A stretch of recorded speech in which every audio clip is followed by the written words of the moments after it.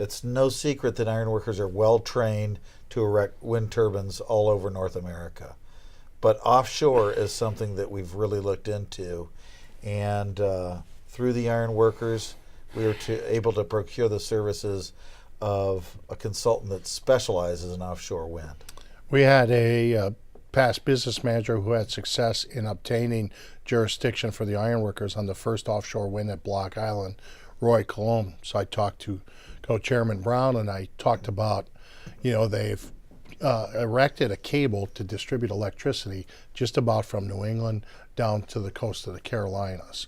And the goal is to harness energy. And rather than having each local union district council and each business manager learn the nuances of that, it'd be easier to put on a consultant who went to Europe, who had success, and I think they had 5 or 6 different contractors work both onshore, doing the preparatory work, and the actual assembly offshore off the barges. And we have 4 district councils who all have proposed wind just on the eastern seaboard, and we believe it's going to go across the southern part of the United States and even off the west coast.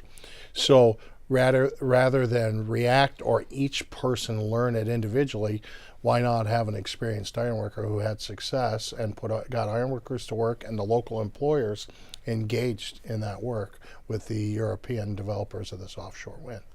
We're all in sales all the time. Yeah.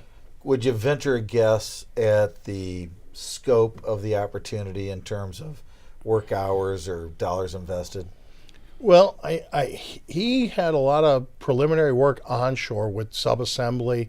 Most of our wind turbine stuff is where we do the base, we do the footings, the base, the midsection, the top section, and the nacelle. And then a lot of the parts are externalized. In an offshore wind, everything is internal to the tower. So there's a lot more platforms and stairs, and everything from the transformers are on the inside. So then there's subframing and substeel. And so, like I said before, without at the risk of being repetitive, we had success on that Block Island one. Whether they do gravity-based, poured-in-place concrete one, a lot of that work's going to be done onshore. And we want, each state is proposing incentives that they do some job creation onshore for the offshore purchase of that wind to come to that state. And we felt like Roy would be really equipped to help the district council presidents and the business managers of the various locals with some previous knowledge. Another wise investment with the opportunity to put more iron workers and their contractors to work.